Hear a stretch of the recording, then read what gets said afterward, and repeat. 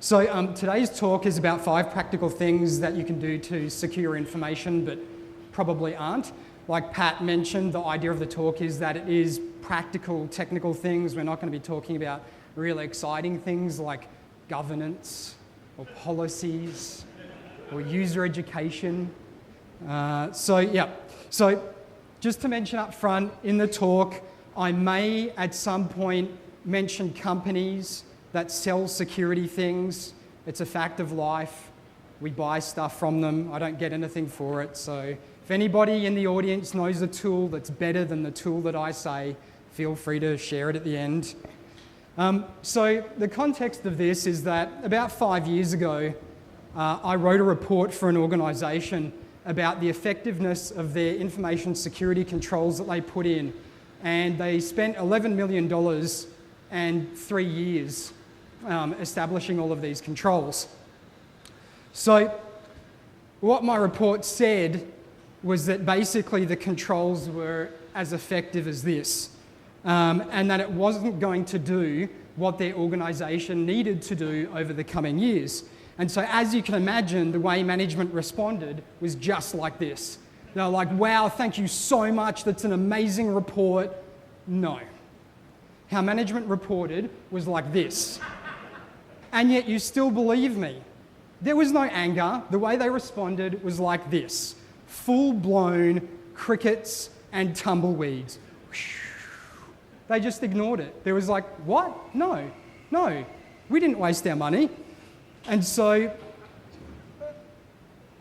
when I realised that that was the case and that was the response, I thought to myself, right, there's obviously a fundamental disconnect here. And so I decided, look, I'm going to have to take a step back from what I've tried to explain to them, right, and look at actually what's the situation here? What are we trying to achieve? And what's the risk of that? And try and explain the risk to people. Because to all of us, right, the risks of what we're trying to do, what information security is incredibly obvious.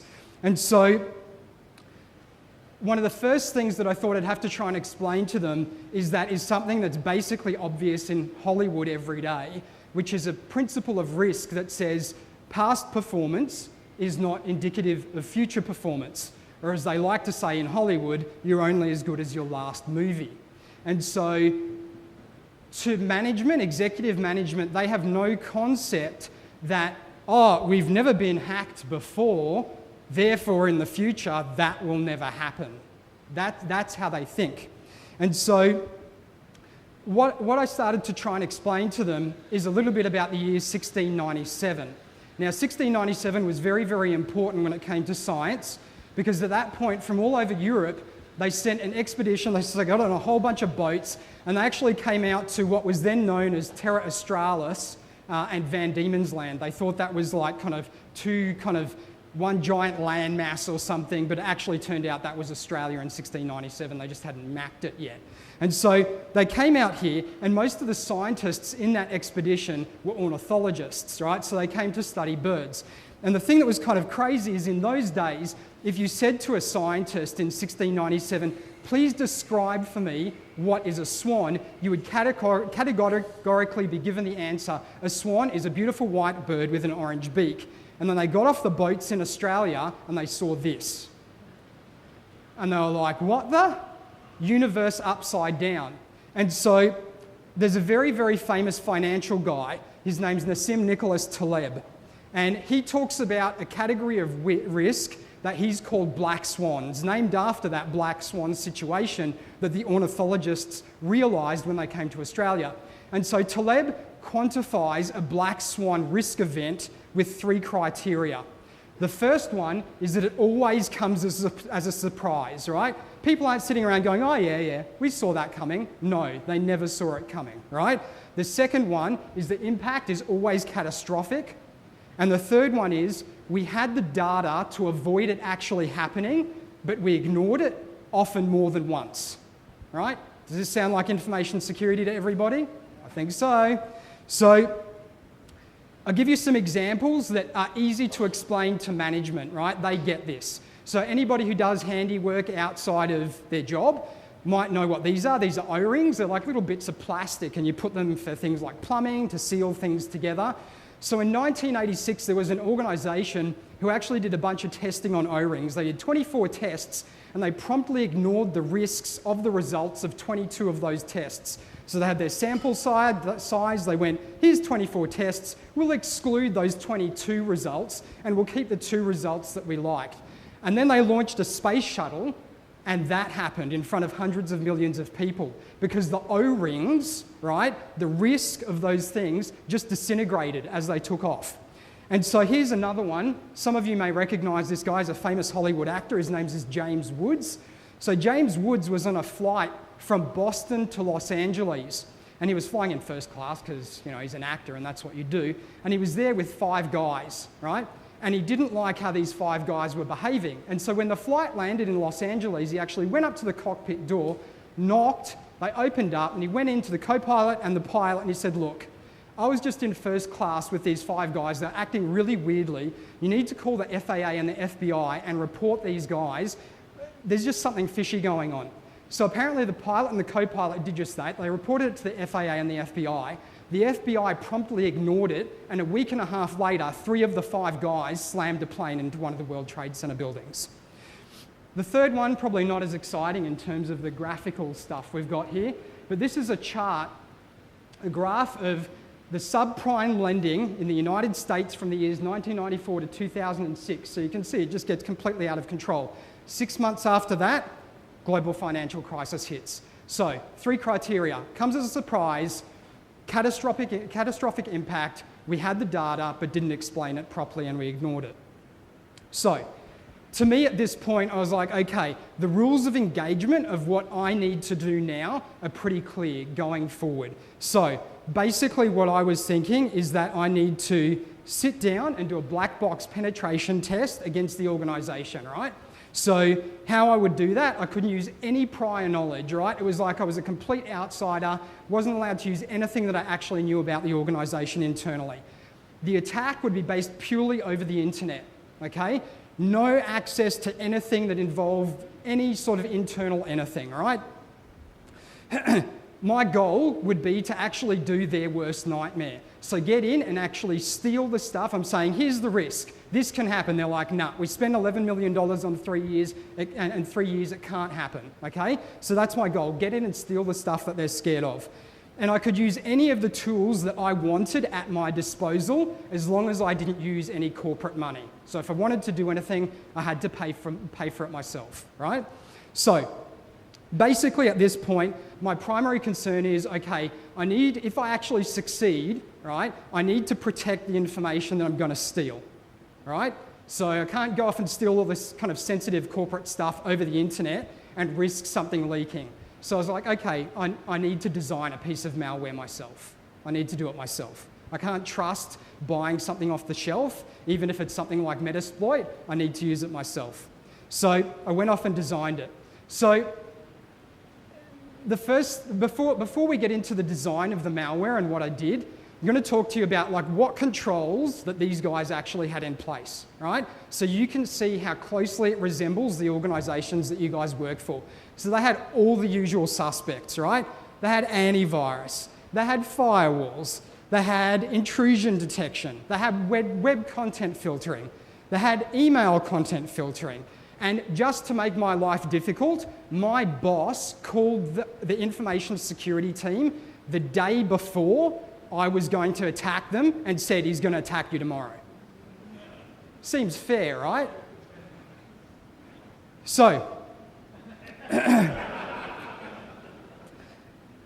most modern malware, right, has about 10 attributes that make up this. If you do one or more of these 10 things, that piece of software is now quantified as malware, okay? So I guess my general rule of thumb around this stuff is if it looks like a duck and it quacks like a duck, then it's a duck.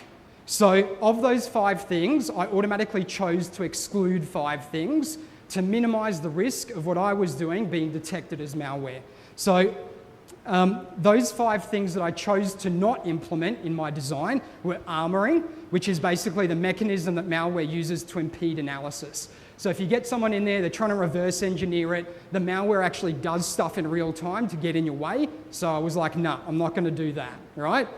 Metamorphism, right? So metamorphism is where malware recodes itself and it basically does that as it's spreading to avoid detection. So you've got one copy here, it's going to move laterally over there and it goes, whoops, I'm going to change my code as I move. Metamorphism didn't do it, right?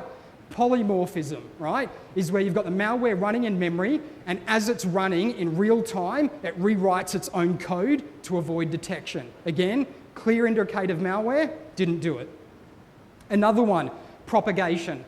My goal was to get in and steal information. It wasn't to own the entire network. And obviously there's dangers in doing that. So propagation was off the table, even though it was definitely possible. Self-defense, right? So basically the idea of self-defense is the malware's in, right? It's in, and then it's got a mechanism that it uses to actually inhibit removal once it's in. So I avoided that as well. So which 5 things did I focus on? So these are the 5. Command and control, big one for me, on the table, right? I wanted to deploy something and be able to control it remotely once it was on a box. Obfuscation, doing some very basic stuff in the guise of it looks like a duck and it quacks like a duck, so it's a duck. I basically wanted to deploy something and make it look like something else, because at a minimum, any malware is going to do that. Persistence, I wanted to get something on the box and keep it on the box, right? Once it's there, I wanted it to stay so that I could do stuff over a period of time. Payload separation, I wanted to build something, have one piece go in and have other pieces come in afterwards to segregate it out. Okay, and exfiltration, that was the big one, because of course the goal was to actually get stuff off of the network. So I was like, right, I need to make sure I design some really interesting exfiltration mechanisms there. So the malware itself was really, really simple, right? Designed to be really simple. Had a limited feature set, and basically the XML language that I designed had a number of features, right? And those were the following. I could create a variable in memory. I could generate a GUID and store it in a variable. I could generate an SHA-1 hash of a file or another variable and store it in a variable. I could download the content of a web page and store it in a variable. I could download a file and write it to disk. I could upload a file via HTTPS. I could decode and encode files using base64 and a couple of other encoding mechanisms. And I could execute code and funnel the output of that execution into a file on disk. So those are the basic features that I did. Now, with a little bit of sweet talking on my part, I got the malware deployed onto a target box and got a user to actually execute it. So now that we had that situation, I was like, right, this thing's on there, so how do we give this basic kind of bootstrap some serious teeth? So basically going back to the duck thing, right, making it all very soft and fuzzy and simple and, you know, harmless, what I kind of thought to myself, what kind of tools could I use on an endpoint to achieve my goal that are guaranteed to not get detected as malware, right? So it's either stuff that's built into Windows or literally freeware tools that I can pull off the net and run that would be devastating. So here's the stuff that I ran that was built into Windows, right? So the first thing is grab a bunch of environment variables out of the box that I've landed on. So that tells me right off the bat who the user is, right, that's logged into the box, what's the domain they're on, what's the location of the system drive, i.e. C, and where is Windows installed. Then I basically find out all the IP addresses that are attached to the box, find out the full group policy for that user, write it to disk, find out a full list of services that are running on the box. Remember, this is all built into Windows, right?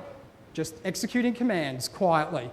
Finding out the password policy for the user that's logged in, getting a full list of all of the accounts and groups that are local on the box, finding out all of the drive letters that are mapped from that user, finding out every single process that's running in memory and all the DLLs that are attached to each executable, finding out what the trust zones are for Internet Explorer for the machine and for the user, and finding out whether auto run is enabled for that box, especially for CDs and DVDs, because Windows has a different set of rules for USBs as it does to CDs and DVDs. So I got all this stuff, started gathering it up, and the next thing is, right, okay, great. Now I need to get this stuff back out the front door. How am I going to do that?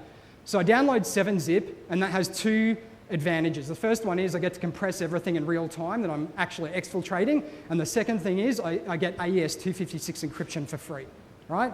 So start encrypting all this stuff that I've gathered up and start pushing it back out the front door, right, via HTTPS. So the next thing I do is download a scheduler and install that into Windows so that I can now execute my malware at specific predetermined times and start executing commands, right? And then I download a forensically sound deletion program so I can start cleaning up after myself and basically everything that I've downloaded, wipe it. So if by some miracle the information security guys realize what I've done and they go to actually forensically analyze anything, there's nothing left on the box, right? So basically now I've got a piece of malware, it's persistent, it's got a firmly established foothold on the network, and it's like, right, this is the fun bit, right? So what do we do next? I get a piece of freeware and execute it, and it gives me a list of every single piece of software on the box, including every version and like every patch version of each piece of software. A complete browser history for every browser that's on the box. A list of all the documents that the user's accessed in Windows. I query Active Directory as an authenticated user for everything. And I mean everything. Every single person that's ever worked in that organization, all 14,000 of them, all of their account details, the username, all their full email addresses, like every site that's on the network. There's home addresses in the site list of Active Directory of all the key executives. So I now know where all the key executives in the organization actually sleep at night. You can imagine how this went down, right? So one of my favorite things though was a freeware tool that I just ran. It's a command line thing, and it basically tells you every single file and directory on the network that that user has access to, permissions to, that they can read, right? So that's like, we got all that, and I again shove it back out the front door, and that's where it's at. And so in the interest of leaving no stone unturned, I actually wrote an add-on for Outlook that uses the Outlook API, and I basically queried Outlook seamlessly and extracted everything from Outlook. I mean everything. All the tasks, all the calendar items, all the email, everything, all the sent items, even the emails and the attachments that were in the PSTs. Boom, gone, out the front door, right? So I then took the browser history that I'd learned from the previous tool I'd ran, and I actually took all of that, and I didn't have to do anything special because all the sites internally all used pass-through authentication, and I just ran a replay attack. I just went through the list of all the URLs, found PDF files that sounded interesting, and just gave them to the browser and said, give me these files again and write them to this directory.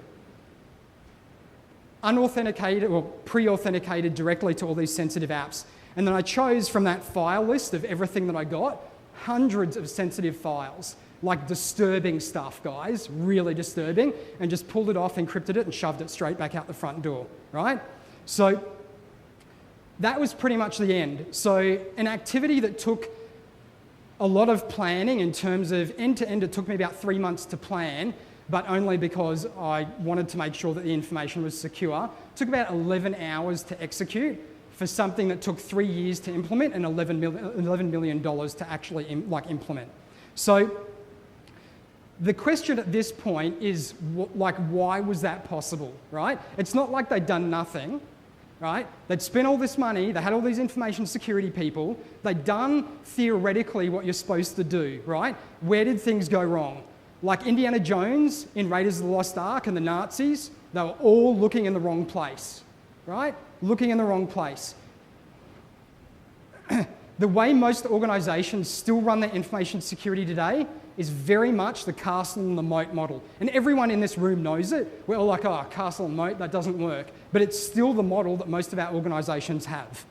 And so when you make the castle and moat thing work for your organisation, this is basically how your controls end up looking. Complete Swiss cheese. And so because they don't account for the internet at all, it's like, oh, we've got castle and moat, but there's the internet.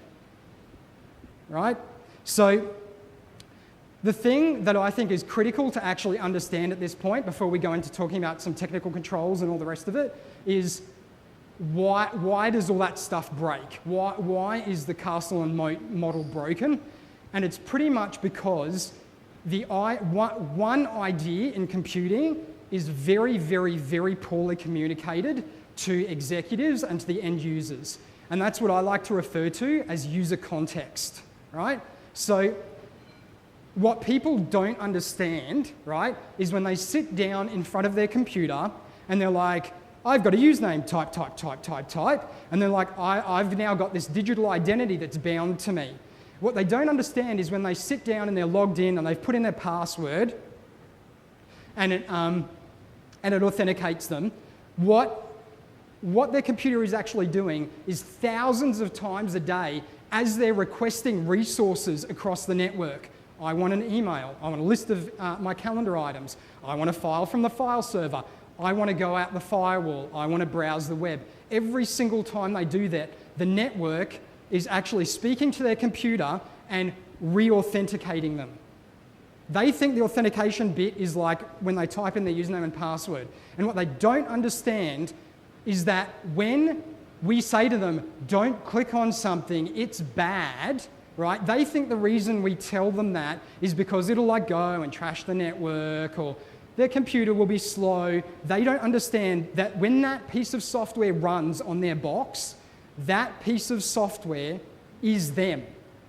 Our malware is them. The network doesn't know that that piece of software isn't them asking for that file on that URL or that file on that file share or that email or sending that email or browsing the web. And when you start to explain it like that, the lights start to go on and they realize, oh my God, I'm accountable for that. Because if someone goes and checks the logs, nobody can tell the difference between the malware and me, right?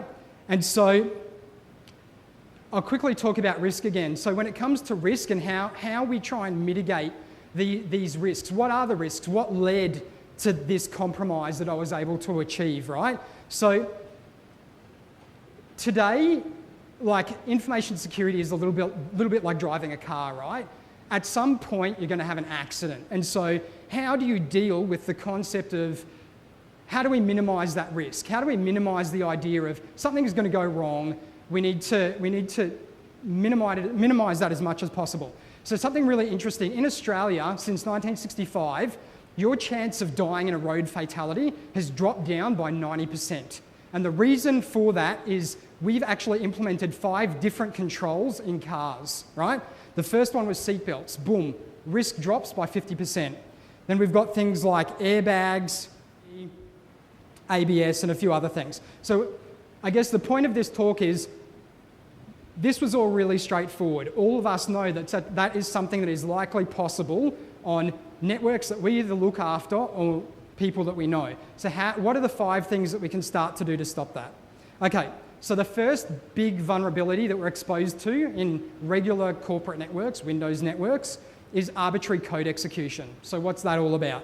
Basically, we can run any code on any box most of the time. That's the first vulnerability. So lack of instrumentation of endpoints. That's the second thing. So we aren't correctly measuring the things that actually matter on our endpoint devices and even on the servers, right? So when the actual signs of compromise are just typically not things that we look for at all.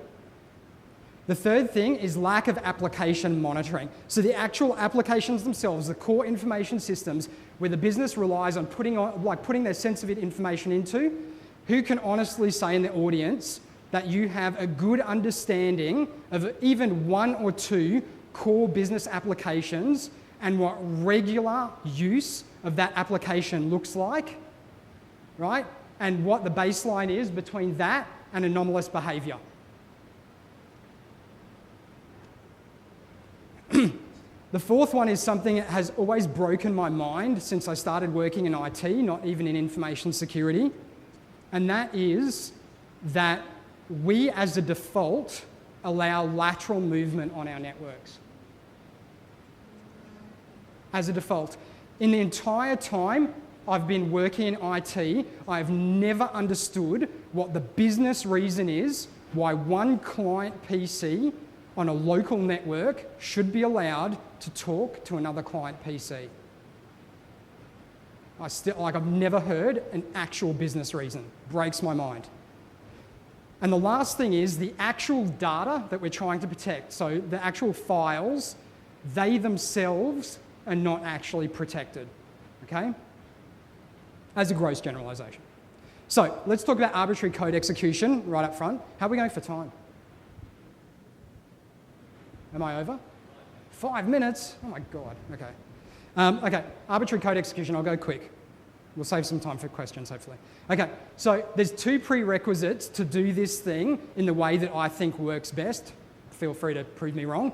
The first prerequisite is to make sure that the users don't have any administrative privilege on the desktop. That doesn't mean they can't get escalated privileges later on, but it means by default they don't have an administrative account. So you have to have regular users on the desktop. The second thing is you have to have encrypted hard drives on the endpoints. And I'll come back to why that is soon. Yeah. Okay.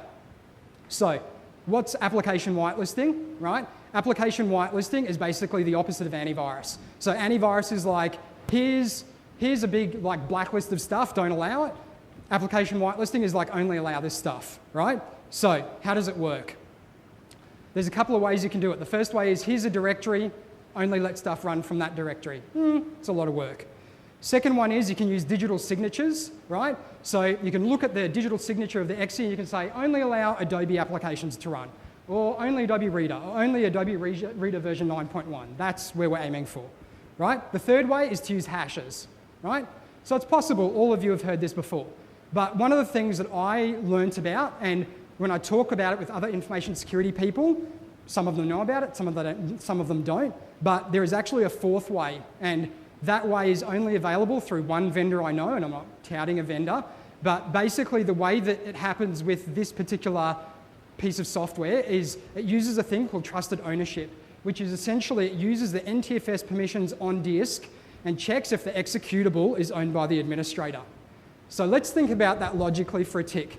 You've got a user, right? We meet the 2 prerequisites. They're not an administrator and the hard drive is encrypted, right?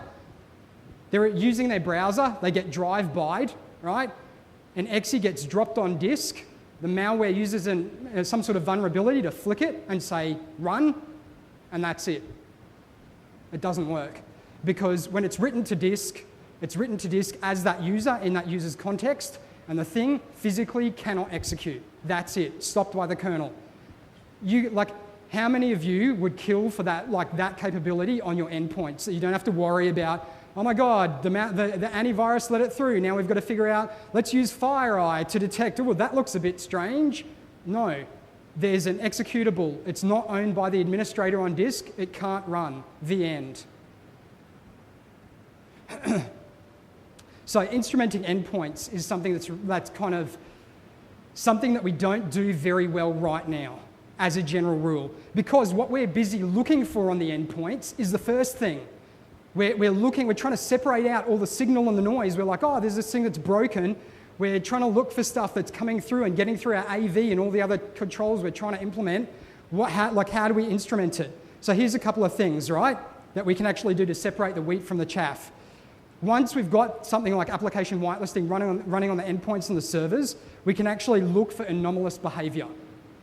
So if we know that all the time we're not trying to look for executables running, we've got that problem sorted out, we can go, oh, okay, here's this one really strange bit of behavior.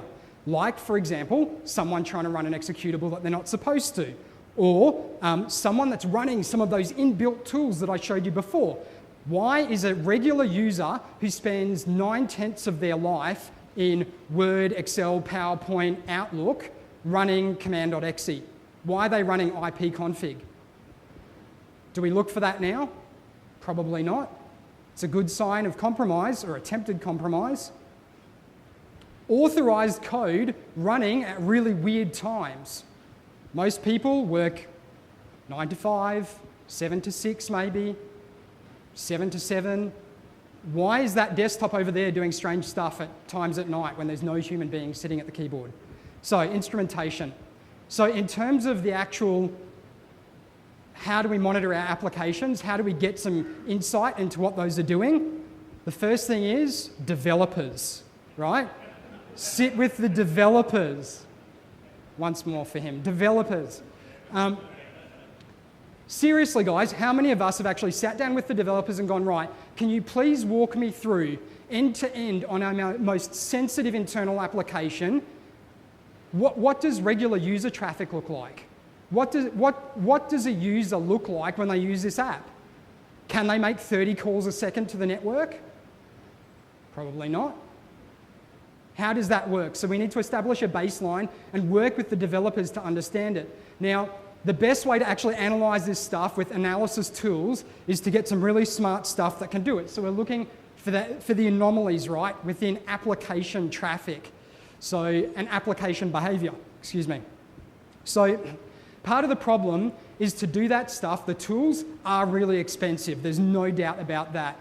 But now, one of the things that's really awesome that is often viewed as like one of the great evils of information security, the cloud, this is where the cloud shines, right? We can take a whole bunch of log data that's related to applications. We can mask some of the data that's sensitive if we don't want it going up to the cloud, right? And we can do massive amounts of analysis using tools that are inexpensive, commoditized, off the shelf in the cloud to alert us in real time for anomalous behavior inside our applications, right?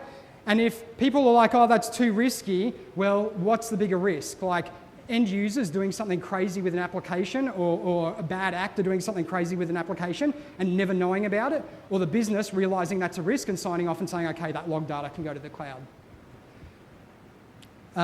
We're running out of time, so I might just very, very briefly go over the last two. I mentioned it before, lateral movement. So in terms of how do we stop lateral movement in a way that's not crazy? So there's two ways that I know of, like them or not. One of them is very specific to a Microsoft Windows environment. You can actually use IPsec from clients to servers to actually specify by Active Directory which users are actually allowed to talk to which machines on the network. I know it's Microsoft and all the rest of it, but it's here now, it actually works. Everybody's probably already licensed for it, that's one way. The other way is there are specialized kit, next generation firewalls that actually have the ability to talk to your directory services like Active Directory, and using an agent on the endpoint determine who the person is that's actually logged in at that IP address and determine what resources they're allowed access to on the network and block everything else. Not a bad way of stopping lateral movement. The last thing, which we don't have time for, is device control and rights management. But what I might quickly talk about is, can anyone have a guess at the stuff that we've talked about so far? So all the controls that I've just mentioned, right? Whitelisting, instrumenting the endpoints, blocking lateral movement, all of those things. What do those things have in common? Can anyone have a guess?